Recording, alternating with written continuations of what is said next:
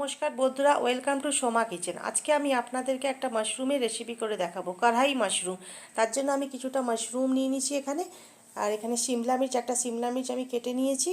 এখানে একটা পেঁয়াজ আমি ছোট ছোট করে কেটেছি, আর একটা পেঁয়াজকে আমি বড় বড় করে সাইজের কেটে রেখেছি। তার সাথে আমার চাই কিছুটা টমেটো কুচি নিয়েছি, এবং আমি এখানে গোটা জিরে নিয়েছি, আদা রসুন নিয়েছি, এখানে গোটা গরম মশলা নিয়েছি, এখানে দুটো শুকনো লঙ্কা নিয়েছি, এখানে 1 চামচ হলুদ গুঁড়ো, 1 চামচ ধনে গুঁড়ো, 1 চামচ কাশ্মীরি লঙ্কার গুঁড়ো, আর কিছুটা কাসুরি মেথি, আর তার সাথে আমি নিয়েছি আমুলের এখানে ফ্রেশ ক্রিম। চলুন রেসিপিটা শুরু করি।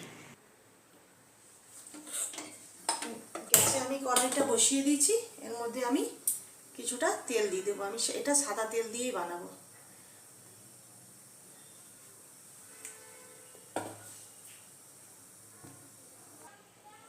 তেলটা আমার গরম হয়ে গেছে, এর মধ্যে আমি যে বড় বড় সাইজের পেঁয়াজগুলো কেটে রেখেছিলাম সেই পেঁয়াজগুলো একটু ভেজে নেব, হালকা একটুখানি ভেজে নেব।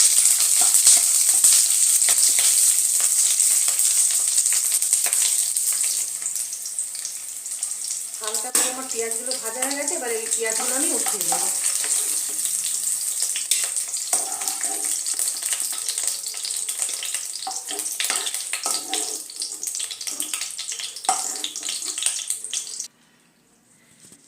সিমলা মির্চগুলো এবার তেলে দিয়ে দিলাম। সিমলা মির্চগুলোকে আমি হালকা করে ভেজে উঠিয়ে নেব।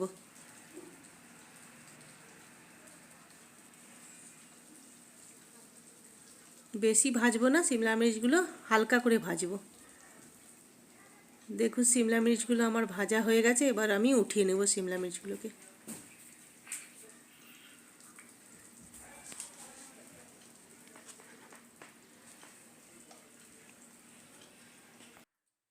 আমি হালকা করে এই মাশরুমগুলোকে একটু ভেজে নেব।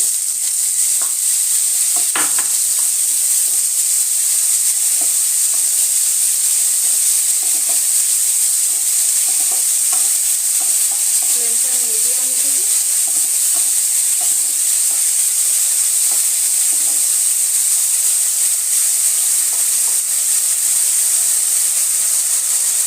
মাশরুমটা আমার ভাজা হয়ে গেছে, তারপরে আমি উঠিয়ে নেব।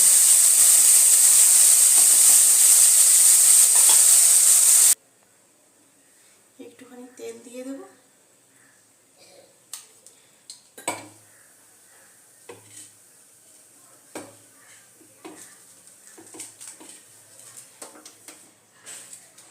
এর মধ্যে আমি গোটা গরম মশলাটা দিয়ে দিলাম, গোটা জিরেটা দিয়ে দিলাম,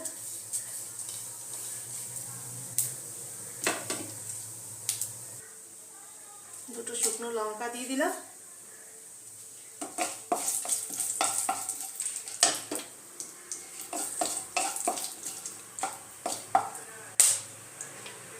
এর মধ্যে আমি পেঁয়াজ কুচি যেটা করে রেখেছিলাম পেঁয়াজ কুচিটাও দিয়ে দিলাম।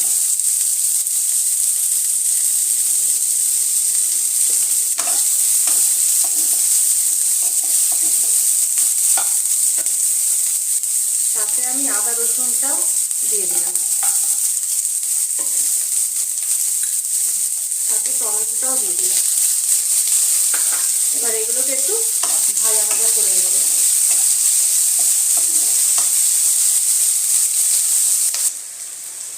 দেখুন এগুলো আমার একটু ভাজা ভাজা হয়ে গেছে, এবার এগুলোকে আমি নামিয়ে নেব। নামিয়ে আমি এগুলোকে পেস্ট করে নেব মিক্সিতে।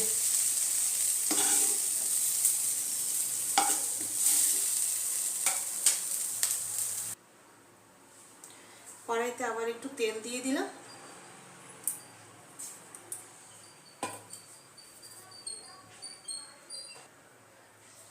তেলটা আমার গরম হয়ে গেছে, আমি যে মশলাটা পেস্ট করে নিয়েছিলাম সেই মশলাটা এর মধ্যে দিয়ে দিলাম।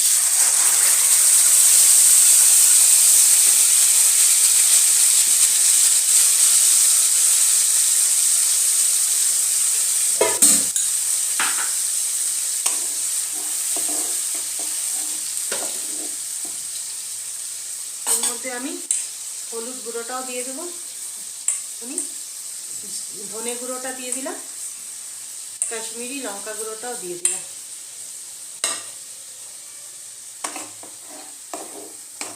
এবার ভালো মতো এগুলোকে আমি মশলাটাকে কষিয়ে নেব। এখন ফ্লেমটা আমার একটুখানি হাই আছে।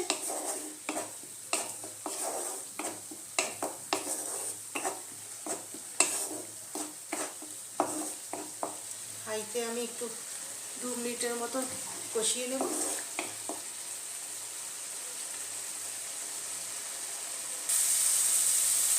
মশলাটা আমি হাই ফ্লেমে 2 মিনিটের মতো একটু কষিয়ে নিয়েছি। এবার আমি ফ্লেমটা লো করে দেবো। এবার আমি এটা 5 মিনিটের জন্য ঢেকে দেবো। মশলাটা একটু ভালো করে কষিয়ে নেব। ঢাকনাটা আমি সরিয়ে নিলাম। মশলাটা দেখুন আমার ভালো মতো কষানো হয়ে গেছে। এর মধ্যে আমি এখন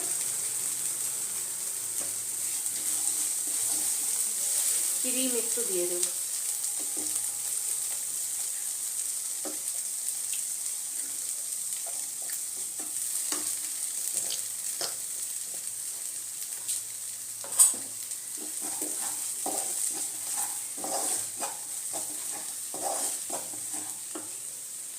এর মধ্যে আমি পরিমাণ মতো জল দিয়ে দেব।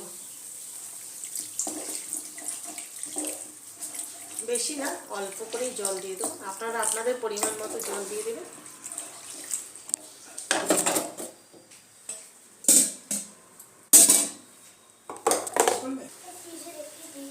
এর মধ্যে আমি মাশরুমগুলোকেও দিয়ে দিই।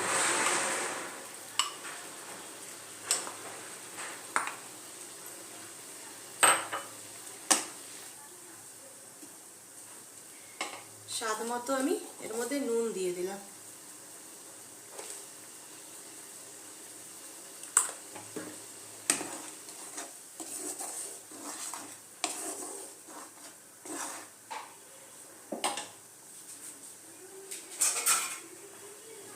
শিমলা মির্চগুলো আমি এর মধ্যে দিয়ে দিলাম এখনই।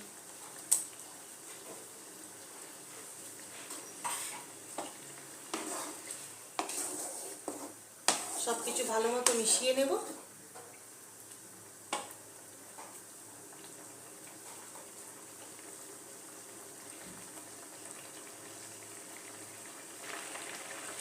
দেখুন ঝোলটা আমার ফুটে গেছে। এবারে আমি ফ্লেমটা লো করে দেবো আর এটা আমি ঢেকে দেবো 10 মিনিটের জন্য। আমি যে পেঁয়াজগুলো নিয়ে নিয়েছিলাম, বড় বড় পেঁয়াজগুলো কেটে ভেজে রেখেছিলাম, ওই পেঁয়াজগুলো এবারে দিয়ে দিলাম এর মধ্যে।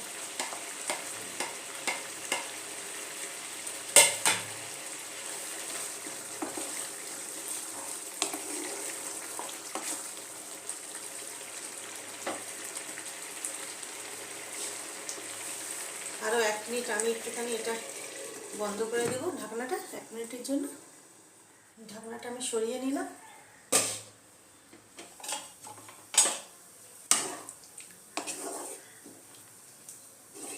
দেখুন আমার মাশরুমের রেসিপিটা হয়ে গেছে একদম, বানানো মাশরুমটা। এর মধ্যে এবারে আমি কাসুরি মেথিটা দিয়ে দেবো।